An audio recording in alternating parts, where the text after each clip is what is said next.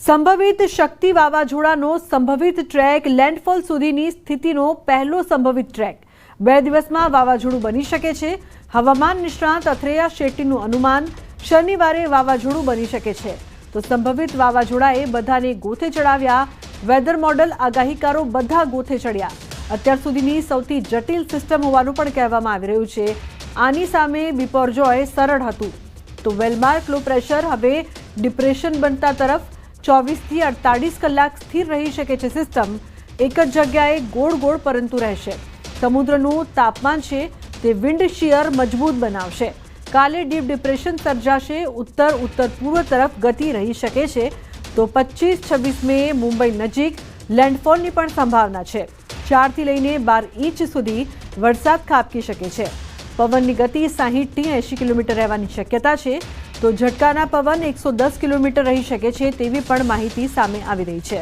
તો સંભવિત શક્તિ વાવાઝોડાને લઈને લેન્ડફોલ સુધીની સ્થિતિનો પહેલો સંભવિત ટ્રેક છે તે સામે આવ્યો।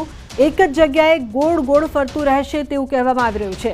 સમુદ્રનું તાપમાન વિન્ડ શિયર મજબૂત બનાવશે તેવું પણ કહેવામાં આવી રહ્યું છે। કાલે ડીપ ડિપ્રેશન સર્જાશે। શનિવારે વાવાઝોડું બની શકે તેવું અનુમાન છે।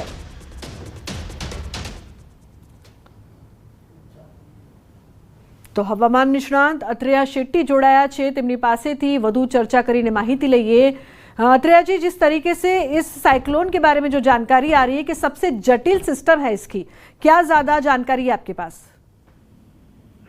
हाँ जी, तो अभी ये जो है सिस्टम फिलहाल डिप्रेशन बन रहा है अभी के समय, और ये धीरे धीरे अगले 24 से 48 घंटे में डीप डिप्रेशन की ओर में बढ़ सकता है। और फिर ऐसी संभावना है कि लगभग रविवार तक यानी 24 तारीख तक ये साइक्लोन की स्थिति तक पहुंच सकता है। लेकिन अभी आईएमडी ने ऑफिशियली इसका सिर्फ डिप्रेशन तक बोला है, क्योंकि वो और कंफर्मेशन के लिए वेट करेंगे। पर मेरे अनुमान के हिसाब से साइक्लोन बनने की संभावना है। अगर ये साइक्लोन बनता है तो गुजरात पे इसकी कैसी असर देखने मिलेगी? तो अभी जो इसकी जो ट्रैक है इसकी मेरे हिसाब से गुजरात तक सीधा नहीं चलने वाला है। ये थोड़ा अभी उत्तर पूर्वी दिशा में मुड़कर महाराष्ट्र के तट और मुंबई के आजू बाजू के इलाकों में प्रभावित करेगा पहले, और फिर इसके बाद में यानी कि रविवार के बाद में हमें पता चलेगा कि गुजरात, खास करके जो दक्षिण गुजरात, जो सूरत, वलसाड, नवसारी के इलाके हैं, वहाँ पे इसकी प्रभाव पड़ सकती है। लेकिन उसकी कंफर्मेशन के लिए अभी और थोड़े दिन रुकना पड़ेगा।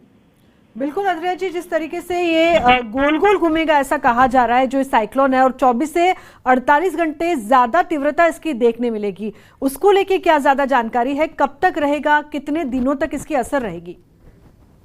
तो ये साइक्लोन बने या ना बने, अभी अगले 4 दिन के लिए तो ये उत्तर कोंकण और महाराष्ट्र, मतलब मुंबई, रायगढ़, पालघर और उससे सटे दक्षिण गुजरात के जिलों को प्रभावित करने चालू करेगा।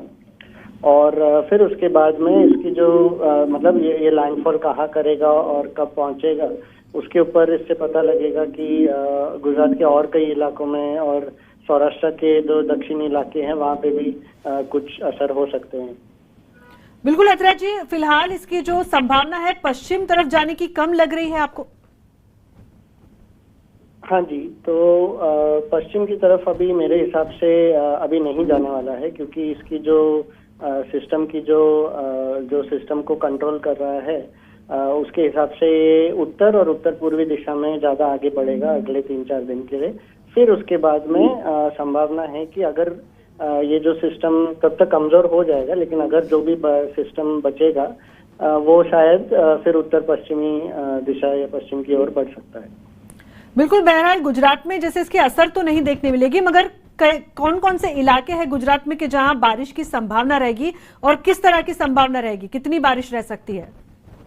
तो ये सिस्टम अभी जब गुजरात में तो फिलहाल नहीं ज्यादा असर करेगा, लेकिन हाँ इसके जो इसकी वायु की वजह से और जो नमी आ रही है गुजरात में उसकी वजह से जो दक्षिण तटीय सौराष्ट्र के इलाके हैं, यानी कि जो अपना भावनगर और उससे जो दक्षिण पूर्वी सौराष्ट्र के तटीय इलाके, वहाँ पे अगले कुछ दिन और खासकर ये वीकेंड पे मध्यम से भारी थंडरस्टॉर्म के साथ में बारिश की संभावना हो सकती है और इससे ज़्यादा प्रभाव लेकिन हमें सूरत, वलसाड, नवसारी और दक्षिण गुजरात के इलाकों में देखने मिलेगा।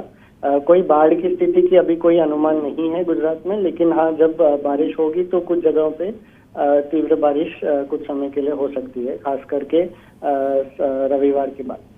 બિલકુલ, ધન્યવાદ इस તમામ જાણકારી के लिए। તો સંભવિત શક્તિ વાવાઝોડાનો સંભવિત ટ્રેક છે તે પણ સામે આવ્યો છે। વાવાઝોડાને લઈને સૌથી મોટા સમાચાર, અરબી સમુદ્રમાં લો પ્રેશર છે તે સક્રિય થયું છે। આવતીકાલ સાંજ સુધી ડિપ્રેશન છે તે બની શકે છે। ડિપ્રેશન, ડીપ ડિપ્રેશન, જે બાદ વાવાઝોડું અને ટ્રેકમાં તફાવતની શક્યતા પણ છે। હાલ જે સંભવિત ટ્રેક છે તે સામે આવ્યું છે, પરંતુ જે લેન્ડફોલની પ્રક્રિયા છે તે મુંબઈમાં થાય તેવી હાલ સંભાવના છે તે જોવા મળી રહી છે। આગામી 7 દિવસ સુધી રાજ્યમાં તેની અસર જોવા મળશે। ગુજરાતમાં અસર નહીવત રહેશે, પરંતુ વરસાદ પડી શકે તેવી સંભાવના છે। 2 દિવસમાં આ વાવાઝોડું બને તેવી પણ શક્યતા જોવામાં આવી રહી છે।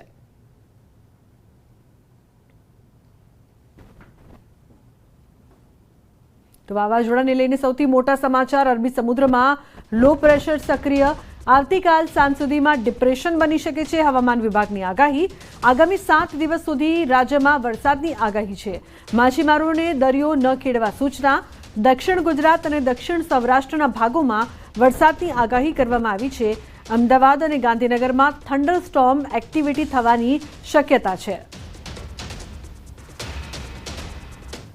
फोरकास्ट के लिए अब एक लो प्रेशर एरिया आज सुबह बन गया है ईस्ट सेंट्रल अरेबियन सी और north Konkan of north Konkan and Goa coast, south Konkan and Goa coast. और कल शाम तक उम्मीद है कि वो डिप्रेशन में इंटेंसिफाई होगा और उसकी मूवमेंट जो है वो नॉर्दर्ली है फिलहाल, और उम्मीद है कि उसके आगे भी पॉसिबिलिटी है उसकी थोड़ा इंटेंसिफाई होने की। तो उसके प्रभाव से हम अगले 7 दिनों तक गुजरात रीजन में और सौराष्ट्र कच्छ में हैवी रेन दे रहे हैं आइसोलेटेड प्लेसेस पे, और थंडरस्टॉर्म रखा है हमने 7 दिन के लिए गुजरात रीजन और सौराष्ट्र कच्छ में।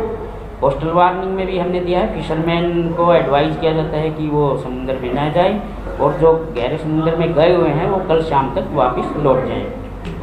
सर कौन से डिस्ट्रिक्ट है जहाँ जो हैवी रेन का जो अभी एक्सपेक्टेड दिया है हमने, साउथ गुजरात रीजन है जिसमें वलसाड़, नवसारी, दादर नगर हवेली है, दमन है, तापी है और सूरत है। सौराष्ट्र कच्छ में देखें तो गिर सोमनाथ है, दीव है, अमरेली, भावनगर, इन डिस्ट्रिक्ट्स के लिए रखा है। जैसे सिस्टम अगर ऊपर आता है तो राजकोट, जामनगर और द्वारका को भी हमने ग्रेड 6 में रखा है और 5 में 7।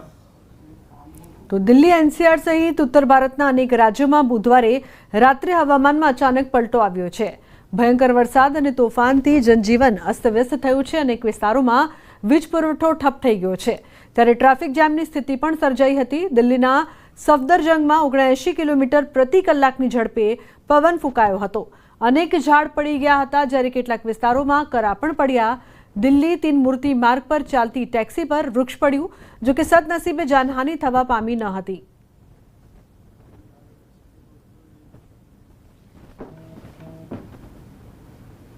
તો બુલેટિનમાં હાલ બસ આટલું જ। તમામ મહત્વપૂર્ણ સમાચાર માટે આપ જોતા રહો ન્યૂઝ 18 ગુજરાતી। નમસ્કાર।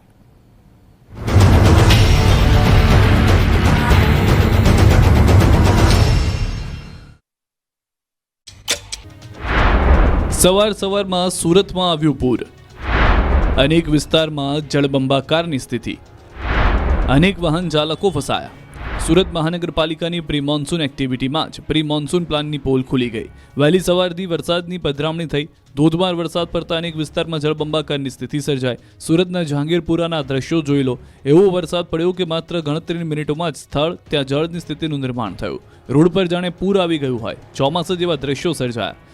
સવારમાં જ મોરા ભાગલ નજીક રોડ પર નદીઓ વહેતી હોય તેવી સ્થિતિ સર્જાતા સવારમાં કામધંધે જતા લોકો અટવાયા। અનેક વાહન ચાલકો પાણીમાં ફસાયા। 2 વ્હીલર બંધ પડી ગયા હતા, લોકો ધક્કા મારતા નજરે પડ્યા તો કાર સહિત 4 વ્હીલર પણ પાણીમાં ગરકાવ થતા જોવા મળ્યા। સુરતથી ઓલપાડ જવાનો રોડ પર પણ પાણી ભરાઈ ગયા. સવારમાં જ વરસાદે મનપાની ઊંઘ હરામ કરી. સફાઈની કામગીરી ચાલી રહી હતી એટલે આઉટલેટ બંધ હોવાથી વરસાદી પાણીનો નિકાલ ન થયો. મોટા પ્રમાણમાં કચરો ફસાતા લોકોને પરેશાન થવાનો વારો આવ્યો. જહાંગીરપુરા જેવા દ્રશ્યો જોવા મળ્યા ડભોલીમાં. અહીં વરસાદ